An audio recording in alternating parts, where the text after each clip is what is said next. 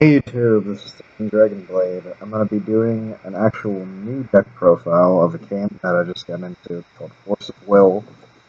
Uh, I'm going to be showcasing my Fairy Tale deck tonight, and I've done a lot of modding, a lot of tweaking to it. It's a very unique build that doesn't use Little Red, it actually uses Grim. Grim, while he's not a flip side ruler, he's one of the best rulers in the game right now, I think. Just for the fact that he's good for fairy tales. I mean, it's not great against competitive play, but the deck is not garbage by any means. It has plenty of search power, it has good amount of negation, it's really good. So, personally, I think the deck can actually run properly. So, without further ado, I'm gonna actually show you Grimm's effect first. His first effect, which is really good, it's a continuous effect. You can pay any attribute cost for a Fairy Tale Resonator, so any will do. For instance, if you have a green Resonator, you can use a Yellowstone for it. His other effect is you can pay one will, colorless, and discard a Fairy Tale to search a Fairy Tale from your deck to your hand. So he's really good. And like I said, he doesn't have a flip side, but he's one of the better rulers. So obviously that's your ruler. Then we run, or at least I run, 3 Gusting Skies. We need it for Tell a Fairy Tale, and that card's ridiculous. 4 Deep Wood, and 2 Black Silence. I don't have Blasting Waves in this deck. I'm actually going to be putting that in Persea's deck instead. There's a lot of other cards that I would want to put in there. That's more or less the better cards to use, so that's what I'm going to end up using. So yeah, the Gusting Skies is kind of mandatory though, because you do run yellow, and the Resonators might not count, but Tell a Fairy Tale does, and that card is really, really broken. So that's it for the Ruler and the Stones. Let's go for Resonators. This is a Wizard of Oz deck, so we run Quadruple Dorothy. Dorothy's the best one. She's the mana ramp. She can also bring out your Tin Mans, your Cowardly Lions, and everything. Basically how she works. Her continuous effect is whenever she inflicts damage, you can get a stone into your area, and it doesn't come in rested. So you're able to use the will whatever you want. Her first effect, which is why she's good early game, to drop a few dudes on board. The first thing you want to actually do with the deck is get Gretel as quick as possible so she can start ramping you. The +1 really helps you out, and then you search for her next turn if you don't have her in your hand already. Use her effect, awaken her with the 3 stones that you have, and then have her, reveal the top 5. If it's Tin Man, Cowardly Lion, and Brainless Scarecrow or Silver Shoes, you can add them to, you can special the dudes to the field, and then you can add the treasury to your hand. I don't run Silver Shoes, I just run the Tin Man, Cowardly Lion, and the Scarecrow. So the good thing about it is that they stack. So let's say you get 2 Cowardly Lions or 2 Tin Mans or 2 Scarecrows, they will all come out, I'm pretty sure. Let's say, cards named, yeah. Those. You can always put all of them on board, so that makes them extremely good. And she's a 4/4, 2-drop, which isn't bad. Then we run... I just wanted to clarify her effect. I'm still kind of new to Force of Will. 3 Brainless Scarecrow. When it enters the field, you put an achievement counter if you control a lion or a Tin Man. The good thing about his effect is that it happens when he is brought out, so it's always good to have the lion or the Tin Man. Dorothy's great because she can bring them all out for you, and it will trigger his effect as well because they come out at the same time. And she can just summon them because they're all 1-drops, which is really helpful. And then he gains 300 for every achievement counter on them.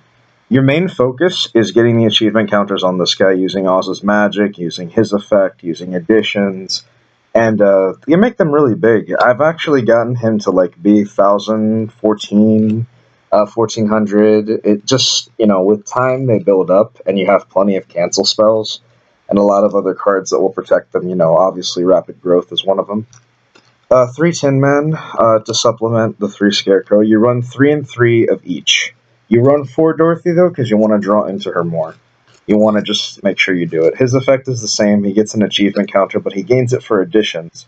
So if you put on Realm of Evolution, then he'll gain an achievement counter for it, making him a 5/5, and then so on and so forth. And then 3 Cowardly Lion.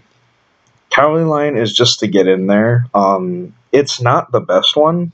In my opinion, the Scarecrow and Tin Man are better, because they get it for additions, and Scarecrow just gets it by entering. He has to actually inflict damage to you before he can get his achievement counter. So I usually just use him for blocking, or for discarding. Then we run Triple Oz. He's one of the more broken cards of the deck. You can immediately search Oz's magic when you get him on board. Then you can activate Oz's magic for free. You can give your dudes achievement counters and draw a card because you control Oz. And he's a 3-drop 6/6, which is decent. It's not terrible in any means. So you can use it to search at any time. That's what's good about that. So I love Grim, and a lot of people do not like him. Triple Tinkerbell. These are the ones that are not Yellow Brick Road. This is just fairy tales. Tinkerbell is amazing. She can just get really big, and having 3 of her almost secures the fact you're going to get her early game.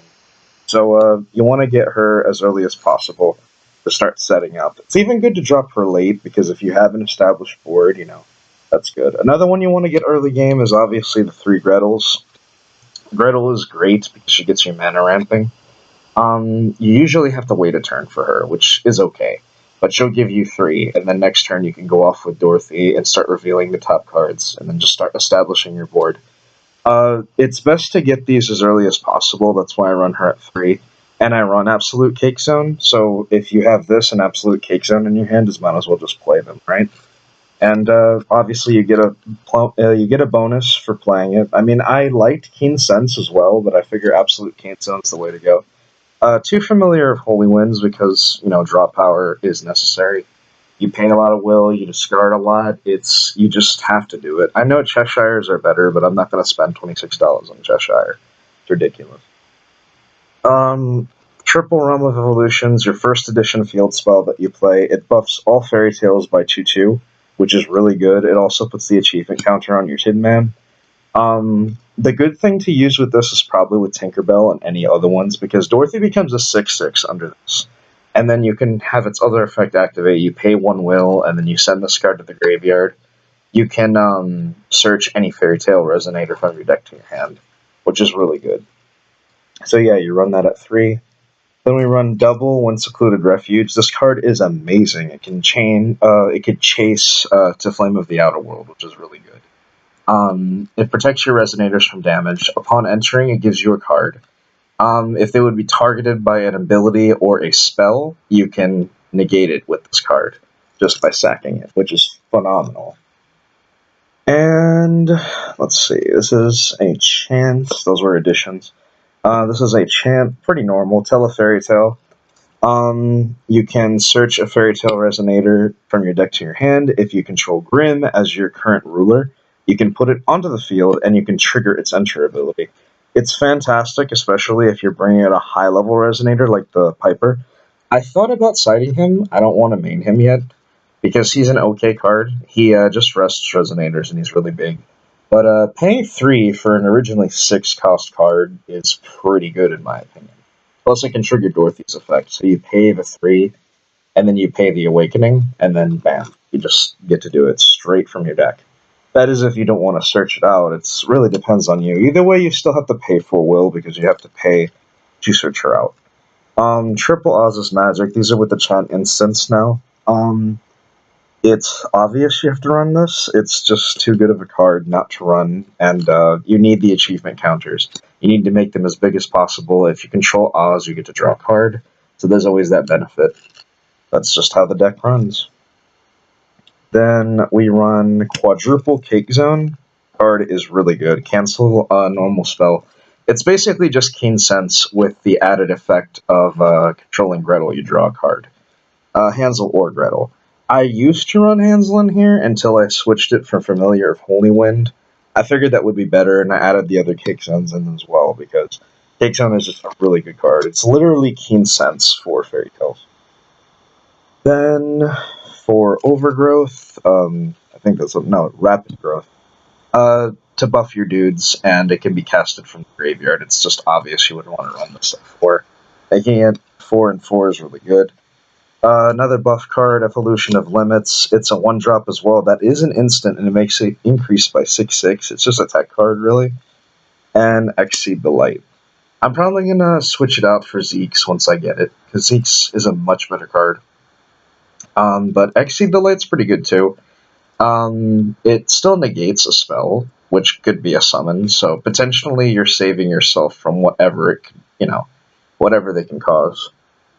Alright, that is the deck. Card of the night, I guess I'll leave it as Dorothy, because she's my favorite one. I use her a lot. This 13 Dragon Blade signing off.